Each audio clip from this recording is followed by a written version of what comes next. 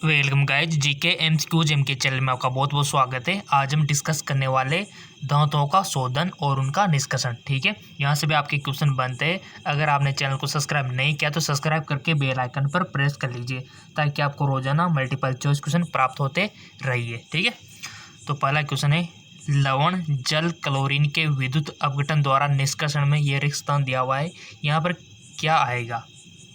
Chlorine ion का क्लोरीनीकरण gas में ऑक्सीकरण होता है, क्लोरीन आयन का क्लोरीन गैस में अपचयन होता है, या फिर समग्र अभिक्रिया के लिए डेल्टा जी का मान ऋणात्मक होता है, विस्थापन अभिक्रिया होती है। बताओ जी इसका राइट ऑप्शन। सो आपने टिक लगा दिया होगा। इसका राइट ऑप्शन हो जाएगा कि समग्र अभिक्रिया के लिए डेल्टा जी का मान ऋणात्मक होना चाहिए, नेगेटिव होना चाहिए। तो इसका सही आंसर ये हो जाएगा। ठीक है, कि लवण जल क्लोरीन के विद्युत अपघटन द्वारा निष्कर्षण में समग्र अभिक्रिया के लिए डेल्टा जी का मान ऋणात्मक होता है। ये बात आपको याद रखनी है, काफ़ी बार पूछा जा चुका है ये क्वेश्चन। इस प्रकार से कुछ अलग प्रकार से आया था बट टाइप यही था कुछ। ठीक है, जहाँ पर डेल्टा जी का मान ऋणात्मक इसका राइट ऑप्शन था। चलते आगे एक और क्वेश्चन, बहुत इंपॉर्टेंट है आपके।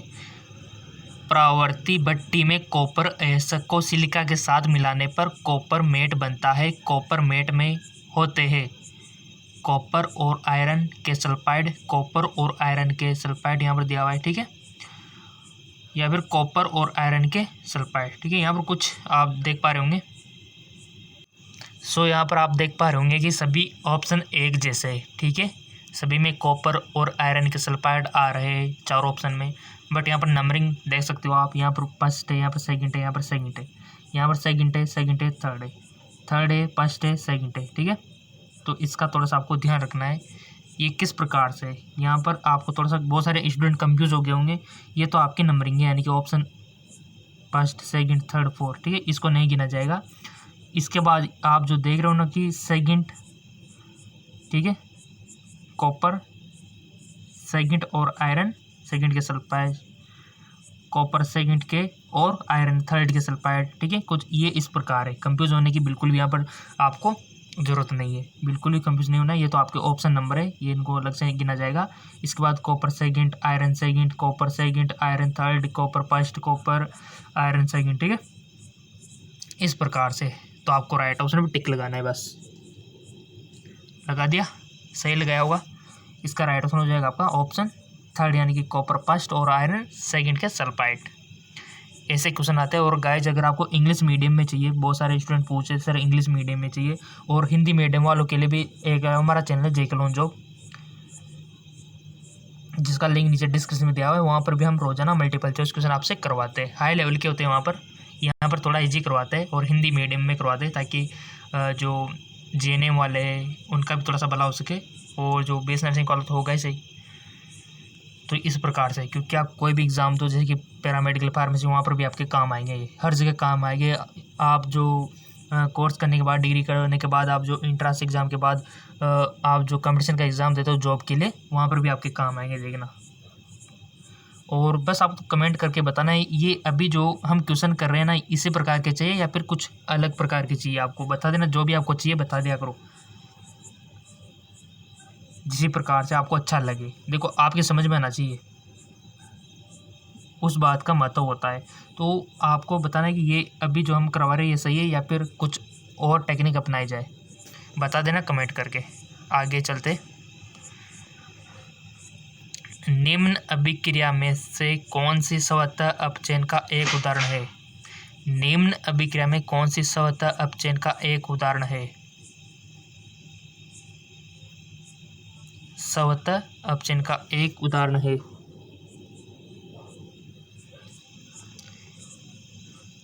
समझ लिया क्वेश्चन? चार ऑप्शन रीड कर लो, उसके बाद आपको आंसर देना है। सो सिंपल, इसका राइट ऑप्शन हो जाएगा आपका ऑप्शन 4। ठीक है, ये आपका टिक लगा दिया मैंने, ये इसका राइट ऑप्शन हो जाएगा। चलते आगे एक और, भूप्रपट्टी में बहुत से तत्व उपलब्ध है, परंतु सबसे अधिक प्रचुरता से उपलब्ध तत्व है एल्यूमिनियम और पेरस, एल्यूमिनियम और कॉपर, फेरस और कॉपर, कॉपर और एजी अर्जेंटम। ठीक है,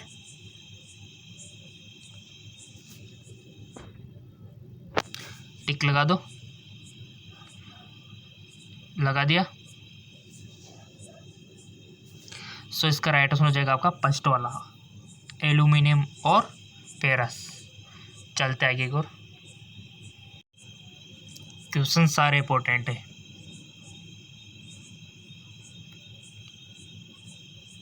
मंडल परिष्करण इस सिद्धांत पर आधारित है कि निम्न क्वथनांक वाली धातुओं की अशुद्धियाँ आसवन द्वारा पृथक की जा सकती है। अशुद्धियाँ ठोस धातु की अपेक्षा गलित धातु में अधिक घुलनशील होती है।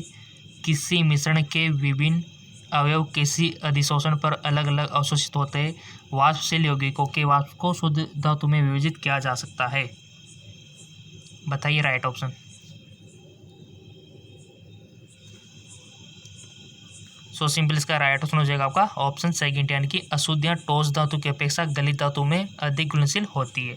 और गाइज मैं आपको बता दूं, जितने भी अयस्क है ना, जितने भी अयस्क है वो सारे आपको याद करने हैं, अयस्क। ठीक है, क्वेश्चन बनता है, एग्जाम्पल आपको याद रखने हैं, और किसको किस नाम से पुकारा जाता है यहाँ से क्वेश्चन बनता है। चलते आगे को, वो तो अभी मैं आपको लास्ट में समझा दूंगा कि क्वेश्चन किस प्रकार से आपके चैप्टर में बनते हैं एनसीईआरटी से। ठीक है, क्वेश्चन एनसीईआरटी से बनते हैं आपके। सल्फाइड अयस्क से कॉपर के निष्कर्षण में Cu2O का अपचयन किस अपचायक द्वारा करके धातु प्राप्त की जाती है?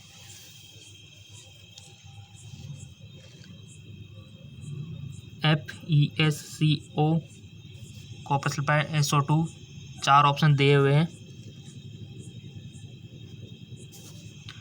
सो आपका राइट ऑप्शन हो जाएगा थर्ड वाला। ठीक है, चलते आगे की ओर।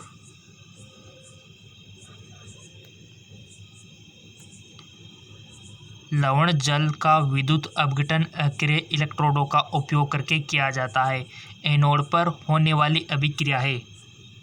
एनोड कैथोड सब जानते हैं, तो आपको तो एनोड वाली अभिक्रिया बताना है कौन सी होती है। इजली फर्स्ट वाले को देख लो, सेकंड को देख लो, थर्ड को देख लो और फोर्थ को देख लो।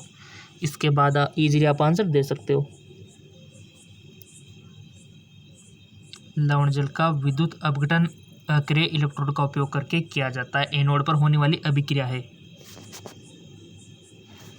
सो सिंपल इसका राइट ऑप्शन हो जाएगा फर्स्ट वाला। नेक्स्ट,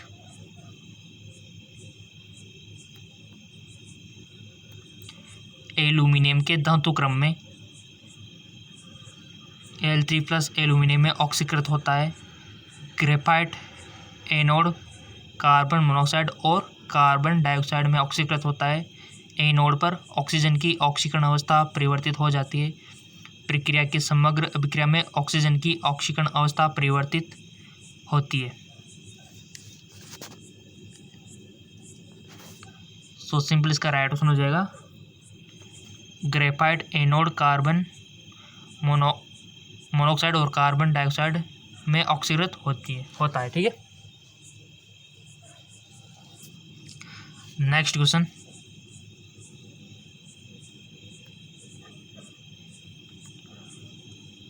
विद्युत अपघटनी परिष्करण का उपयोग निम्न में से किन धातुओं के शुद्धिकरण हेतु किया जाता है? कॉपर और zinc, germanium silicon, titanium, germanium, Hg, पारा, सब कुछ यहाँ पर दिया हुआ है, तो आप देख सकते हो कौन सा ऑप्शन सही होगा।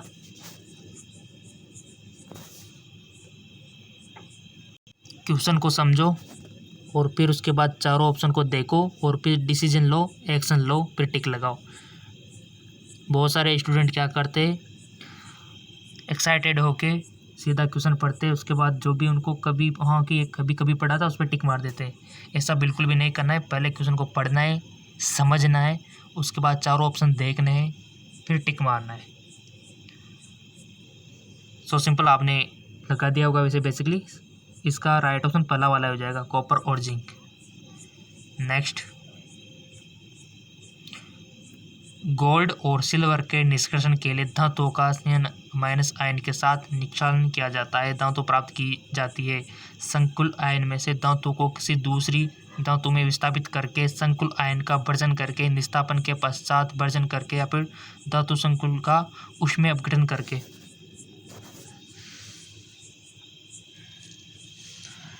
सो सिंपल इसका राइट ऑप्शन हो जाएगा फर्स्ट वाला, संकुल आयन में से धातु को किसी दूसरी धातु से विस्थापित करके, राइट। और आपने किस पे टिक लगाया था ये तो आपको ही पता है ईमानदारी से। और हमेशा मैं आपसे कहता हूँ कि आपके नर्सिंग फील्ड में इतना सारा स्कोप है, इतना तो किसी में भी नहीं है, ठीक है। गवर्नमेंट सेक्टर, प्राइवेट सेक्टर, किसी भी सेक्टर में देख लो, हर डिपार्टमेंट में इसकी रिक्वायरमेंट होती है, यानी कि इनके बिना जनजीवन पॉसिबल नहीं है, ठीक है। तो मेडिकल डिपार्टमेंट इसको बढ़ता जा रहा है, तो आपको ज़रूर इसमें नंबर लाना चाहिए। सो गाइज फाइनली आपके लिए सबसे जो इम्पोर्टेंट है वो है ये टेबल, ठीक है। जिसने ये टेबल याद कर लिए समझो उनके 2 नंबर पक्के हैं, ठीक है। तो इजी भी है, देखो क्वेश्चन बनते हैं आपकी इस टेबल से, बहुत सारे मल्टीपल चॉइस क्वेश्चन आपके बन जाएंगे। धातुएं, अयस्क और उनका संगठन है, तो बहुत इजी है इसको याद रखना। चाहे तो आप इसका स्क्रीनशॉट ले सकते हो ताकि आप कहीं पर भी जाओ तो इजीली पढ़ सको। यहाँ से क्वेश्चन बनेगा देखना। और मैं आपको बता दूँ, थोड़ा सा इसको स्क्रॉल डाउन कर लेता हूँ, ये पूरी कंप्लीट आपकी ये टेबल है। तो इसमें एल्यूमिनियम के ऑक्साइड यहाँ पर दिए हुए हैं, ठीक है। ये आपकी धातु हो गई, ये आपके अयस्क हो गए और आपके संगठन हो गए, राइट। एल्यूमिनियम के यहाँ पर ऑक्साइड कौन कौन से होते हैं, बॉक्साइड और केओलिनाइट क्ले के रूप में, ठीक है। और इन्हीं की एग्जाम्पल आप देख सकते हो। आयरन की बात करें, आयरन जो धातु है इसके अयस्क कौन कौन से होते हैं, हेमाटाइट होता है, मैग्नेटाइट होता है, सेडराइट होता है, आयरन पायराइट होता है। यहाँ से क्वेश्चन पिछली बार भी बन चुका है। और देखो जो क्वेश्चन इनको याद कर लेगा 100% गारंटी है सिलेक्शन है उसका। क्वेश्चन यहाँ से बनते हैं, इसको छोड़ के बाहर जाता ही नहीं है क्वेश्चन। आपकी जो एनसीईआरटी क्वेश्चन वहीं से बनते हैं, 100% वहीं से बनते हैं। एग्जामिनर ने आपसे खुल्लम खुल्ला बोल रखा है कि एनसीईआरटी से बनते हैं, ठीक है। और मैं भी वहाँ से आपको एमसीक्यूज करवा रहा हूँ, तो फ़ायदा आपका ही है। और ये आयरन के जो धातु है उसके सारे अयस्क आपके सामने है, राइट। कॉपर के ऑक्साइड देख लो आप, कॉपर के अयस्क, कॉपर जो धातु है इसके अयस्क कौन कौन से, copper pyrite, malachite, cuprite, copper glance, ठीक है। तो ये इसके क्या है अयस्क। जिंक की बात करें तो जिंक के कौन कौन से अयस्क है, जिंक ब्लेंट और स्पेलराइट, कैलामाइन और जिंकाइट, ये इनके अयस्क के बहुत सी बार पूछ लिया जाता है। और इधर आपको एग्जाम्पल भी इसके याद रखने ये वाले, तो कितना ईजी है इसको याद करना। और आप तो साइंस के स्टूडेंट हो, इजीली याद कर ही लोगे इनको, थोड़ा सा एडजस्ट हो जाने दो इसको। ये हो गया। तो कहाँ दिक्कत आ रही है इस टेबल को याद करने में, जिसको भी दिक्कत हो तो कमेंट करके सीधा बोल देना। आपका अपना चैनल है, ठीक है। अब आप बोलेंगे सर आप कमेंट का जवाब नहीं देते, तो अगर हम फ्री ऑफ कॉस्ट होते हैं, मतलब फ्री होते हैं, ठीक है, तो आपका जवाब अवश्य देते हैं। अगर समझो हम बिजी है तो इसका मतलब समझ जाना कि आपके लिए एमसीक्यूज बनने के लिए तैयारी हो रही है, ठीक है। उनके लिए हम रिसर्च करते रहते हैं, सोर्स ढूंढते हैं, किस प्रकार से क्वेश्चन बनेगा, किस प्रकार से उनको बताना है, ठीक है। तो इस प्रकार से हम आपका जवाब नहीं दे पाते, और जैसे फ्री होते हैं तो हम आपका कमेंट अवश्य चेक करते हैं, ऐसी बात नहीं है, ठीक है। तो कमेंट करना तो आपका फ़र्ज़ है और उसका जवाब देना हमारा फ़र्ज़ है। आप अपना फ़र्ज़ निभाओ, यानी कि कमेंट करो, हम आपका जवाब जैसे फ्री होंगे दे देंगे। तो ये टेबल आप याद रख लोगे, प्रॉमिस करो कमेंट करके। करनी है, 100% करनी है, कर लेंगे नहीं, करनी है, कंपल्सरी है, टेबल को याद करना ही पड़ेगा आपको, ठीक है। अब चलते आगे की ओर। यहाँ पर कोई दिक्कत हो तो बोल देना, सिंपल है। आपको तो धातु का नाम याद करना है, उसके ऐसे कौन कौन से होते हैं, उनका संगठन, ठीक है। चलते आगे की ओर। सो गाइज उसके आगे आपका आ जाता है अयस्कों का सांद्रण, ठीक है। तो सारी विधियाँ आपको याद रखनी है, क्वेश्चन बनते हैं और कौन सी विधि किसके लिए यूज होती है, बस इतना से आपको याद रखना है और एग्जाम्पल याद रख लेना, जिसमें आपका काम बन गया। जैसे अयस्कों का सांद्रण यहाँ पर दिया हुआ है, ठीक है। तो यहाँ पर ध्रुवीय धावन, तो ये किसके लिए यूज होते हैं, किस प्रकार इनको काम में लिया जाता है, कि यहाँ पर दिया भी हुआ है कि यह विधि अयस्क और गैंग कणों के अपेक्षित घनत्व के अंतर पर अब सिंपल सी बात है, आपसे पूछ लिया जाएगा कि घनत्व के अंतर पर कौन सी विधि यूज की जाती है, तो 4 ऑप्शन दे दिए जाएंगे, ध्रुवीय तावन, चुंबकीय पृथक्करण, इसके अलावा जितने भी हमारे कॉपर के लिए पृथक्करण होते हैं, ठीक है, फेन प्लावन, 4 ऑप्शन दे दिए जाएंगे, तो आपका ध्रुवीय तावन राइट हो जाएगा। तो एमसीक्यूज तो ऐसे बनते हैं आपके, ठीक है। जाने कितने एमसीक्यूज बन सकते हैं अभी यहाँ से। गुरुत्वीय पृथक्करण पर काम करता है ये सिद्धांत, तो बस इतनी सी नॉलेज आपको याद रखना है। और आपकी केमिस्ट्री देखो जैसे बायोलॉजी वैसे लग रही है, थ्योरेटिकल बातें पूरी पूरी, तो ठीक है, इतना सा आप याद रख सकते हो। इस प्रकार चूर्णित अयस्क को ऊपर की ओर बढ़ती हुई जलधारा की धोया जाता है। बस आपको तो मेन तो ये चीज़ याद रखनी है कि घनत्व के अंतर पर इसका यूज होता है, और एग्जाम्पल याद रखना है, राइट। इसके बाद आपको चुंबकीय पृथक्करण आ जाता है। अब ये कहाँ पर यूज होती है, ये जब यूज होती है जब अयस्क के संगठनों में चुंबकीय गुणों की भिन्नता होती है ना, तब जाके, राइट, तब जाके ये यूज होती है। ओके, जैसे कि अभी यहाँ पर देख पा रहे होंगे आप पिक्चर में। अब अगला जो आपका है मोस्ट इंपॉर्टेंट वो है फेन फ्लावन विधि, ठीक है। अब फेन फ्लावन विधि आपने 12th में पढ़ा होगा, उनको अवश्य देख लेना, क्वेश्चन वहाँ से भी बन सकता है। सो गाइस, ये जो फेन फ्लावन विधि है ना, ये बहुत इंपॉर्टेंट है। किस प्रकार ये यूज होती है आप देख सकते हो। यह विधि सल्फाइड अयस्कों को गैंग से मुक्त करने के लिए प्रयुक्त होती है। अब आपसे सिंपल सा क्वेश्चन पूछ लिया जाता है कि कौन सी विधि सल्फाइड अयस्कों को गैंग से मुक्त करने के लिए प्रयुक्त होती है, तो आपको अगर ये चीज़ पता होगी ना, जैसा कि मैं फंडा बोल रहा हूँ कि सभी में याद रखना है कि कौन सी विधि कब प्रयुक्त होती है। और एग्जाम्पल, बस इस विधि में चूर्णित अयस्क का पानी के साथ निलंबन बना लिया जाता है। इसमें संग्राही तथा फेन अस्थायी कारक मिला देते हैं। संग्राही क्या होता है, जैसे कि चीड़ का तेल हो गया, वसा अम्ल हो गया, ऐसे कणों की अवेदनशीलता यानी कि नॉन वेटाबिलिटी, ठीक है, को बढ़ा देते हैं। तथा फेन अस्थायी कारक, फेन को अस्थायी पर, सब कुछ डिटेल में दिया हुआ है आपके एनसीईआरटी में, ठीक है। इसका स्क्रीनशॉट भी ले सकते हो चाहे तो आप। अयस्क के कण तेल में जबकि गैंग के कण जल में भीग जाते हैं। और इसमें एक फैन लगा होता है, आप देख पा रहे होंगे डायग्राम में, सब कुछ दिया हुआ है, कितना अच्छा है। और इसके एग्जाम्पल नीचे देख सकते हो। इसको लेकर कोई भी दिक्कत हो तो कमेंट करके आप बता सकते हो। बस आपको ऊपर से देख सकते हो किस विधि द्वारा इसको यूज किया जाता है, जैसे कि सल्फाइड अयस्कों के, ठीक है, सल्फाइड अयस्कों को गैंग से मुक्त करने के लिए ये विधि प्रयुक्त होती है। इसी प्रकार सारी विधियाँ आपको याद रखनी है। चलते आगे की ओर, कितना अच्छा है गाइस यहाँ, ठीक है, चलते आगे की ओर। इसके बाद आता है निक्षालन। यह अयस्क किसी उपयुक्त विलायक में विलय हो तो प्राय निक्षालन का उपयोग करते हैं, ठीक है। और इसका एग्जाम्पल आप देख सकते हो बॉक्साइड में निक्षालन का, सब कुछ आपके सामने दिया हुआ है। एल्यूमिना का निक्षालन, तो बेसिक फंडा आपको याद रखना है, राइट। तो बस निक्षालन में इतना सा आपको याद रखना है। चलते आगे और उसके बाद ये निस्तापन और वर्जन की डेफिनेशन आपको देख लेना है, ठीक है। निस्तापन में गर्म करने की आवश्यकता होती है, वर्जन में क्या होता है, राइट। चलते आगे और उसके बाद आयरन का इसके ऑक्साइड से निष्करण थोड़ा सा देख लो। टेम्परेचर पर कौन सी प्रक्रिया होती है, सारा टेम्परेचर आपको यहाँ पर मेंटेन ध्यान रख के रखना है, ठीक है। और इसका जो अभिक्रिया आप देख पा रहे हो ना, क्वेश्चन बन सकता है कि कितना टेम्परेचर होता है, इस भट्टी से रिलेटेड क्वेश्चन बन सकते हैं आपके। डायग्राम याद रख लेना।